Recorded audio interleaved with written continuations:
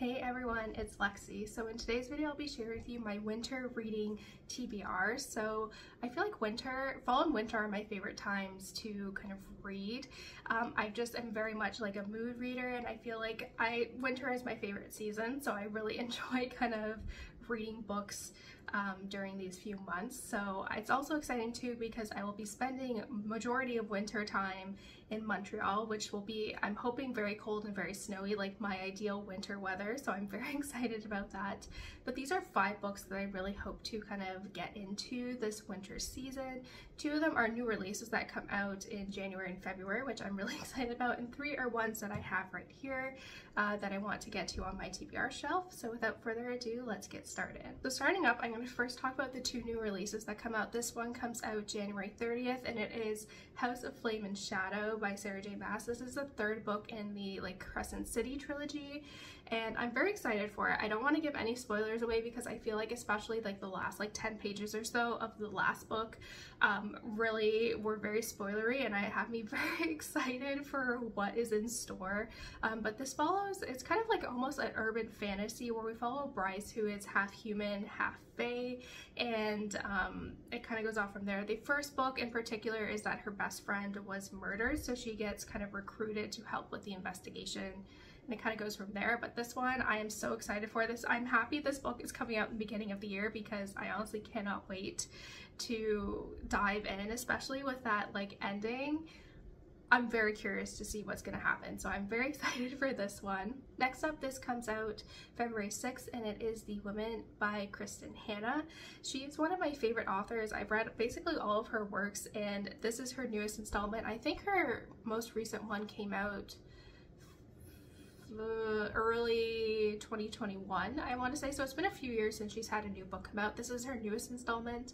I believe it deals with women in Vietnam. I don't really want to know too much about the synopsis of this one. I just kind of want to dive right in. So if you do want to learn more, I just recommend you look up the synopsis here, because like I said, for authors that I read a lot of the times I don't really want to know the synopsis and just kind of dive in and kind of go from there. So I have a feeling this one is going to be, knowing Kristin Hannah, I feel like this one's going to be a very heart-wrenching read, so I'm very curious to see what this one has in store. And I do think the setting of Vietnam would also be very interesting as well. I haven't read anything that takes place in that, so I'm very excited to kind of dive in. So next up, this is one that I bought when I was in Japan, and I was like, you know what, it takes place in Montreal and I'm going to be in Montreal, so I have to read it here. And it is When We Lost Our Heads by Heather O'Neill. This one just seems really intriguing to me, and I've been really good with my book buying ban. Most of the books that I bought this year were ones that I've gone traveling with, so I feel like instead of a souvenir, I'll get a book from a local bookstore, that type of thing. So that's what I've kind of been doing, and this is one that I got in Tokyo. So it says, charismatic Marie Antoine is the daughter of the richest man in 19th century Montreal. She has everything she wants except for a best friend, until clever scheming Sadie moves to the neighborhood.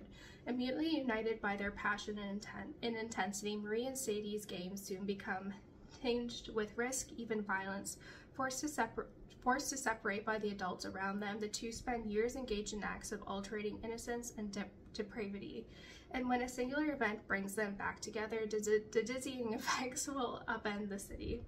I just think this sounds really interesting. So it says traveling from a repressive finishing school to a vibrant brothel, taking readers firsthand in the brutality of factory life and the opulent lives of Montreal's wealthy.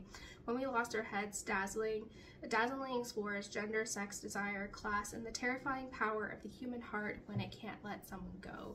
This just sounds really interesting, and I think because it does take place in Montreal, I'm I have to read that when I'm there. So I'm definitely gonna be bringing this one with me when we drive up in January. I don't know about you, but I feel like winter is the perfect time to read a historical fiction, and I definitely within the new year want to get back into historical fiction. I feel like that was predominantly what I read, but since joining BookTube, I kind of become more of a fantasy reader, and I want to go back to my roots a little bit. And this is probably one of the most acclaimed historical fiction novels out there, and it is Wolf Hall by Hilary Mantel. This also, I believe, is a trilogy too, so if it's one that I really like, I can kind of marathon my series because I believe all of them are out. And this author just passed away sometime this year too, so I'm very excited. And like I said, I've heard really great things about this. Like, it is obviously the winner of the Man Booker Prize, so it is really well critically received, which is exciting. And I'm always a sucker for historical fiction, and this isn't really a history that I'm well aware of, so I think it'll be interesting to kind of learn this as I read. But it says, England in the 1520s is a heartbeat from disaster. If the king dies without a male heir, the country could be destroyed by civil war. Henry VIII wants to annul his marriage of 20 years and marry Anne Boleyn. The Pope and most of Europe opposes him. Into this impassive steps Thomas Cromwell, a wholly original man, a charmer and a bully, both idealist and opportunist, astute in reading people and implacable in his ambition. But Henry is volatile, one day tender, one day murderous. Cromwell helps him break the opposition, but what will the price of his triumph be? I just think this is really interesting. Again, this is a time period in history that I'm not well aware of. Obviously, I know like Henry VIII, and I did learn about that when I was in Canada, but I have a very disjointed history, especially when it relates to kind of English and like Canadian history, just kind of bouncing around between the US and Canada. So this is a period of history that I did not get a lot information in. I know this is like, again, one of the like classics. I've heard really great things about this. I know I know Jess from Sunbeams Jess also really likes this series as well, so I'm very excited to finally dive into this one. And lastly, this just seems like a really important read, and especially with issue 1 passing in Ohio, where I currently live, I think this is a very important read. And this is one actually that also takes place in Toronto, where I'm from, so it'll be fun to kind of read this. I haven't read any books that actually take place in Toronto, so this is very fun. But it is Looking for Jane by Heather Marshall. This is a book I actually had to get in Canada because I couldn't find it here for the longest time. But it just seems really interesting, and I think it is also a very important topic. So there's kind of 3 storylines that we're following. So it says 2017. When Angela discovers a mysterious letter containing a life-shattering confession, she sets out to find the intended recipient. Her search takes her back to the 1970s, when a group of daring women operated an illegal underground abortion network in Toronto, known only by its whispered code name Jane. 1971. As a teenager, Dr. Evelyn Taylor was sent to a home for fallen women when she was forced to give up her baby for adoption, a trauma for which she has never recovered. Despite harrowing police raids and the constant threat of arrest, she joins the Jane Network as an abortion provider, determined to give other women the choice she never had.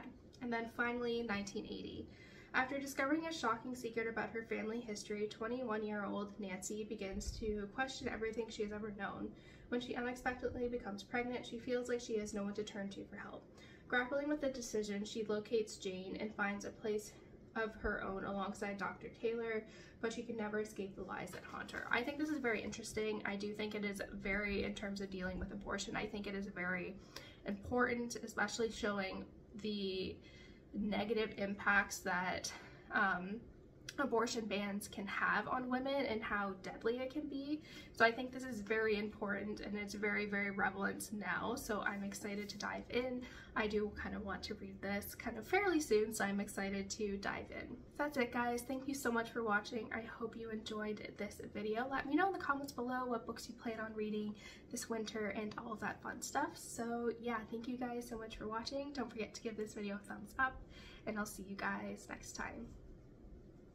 Bye, guys.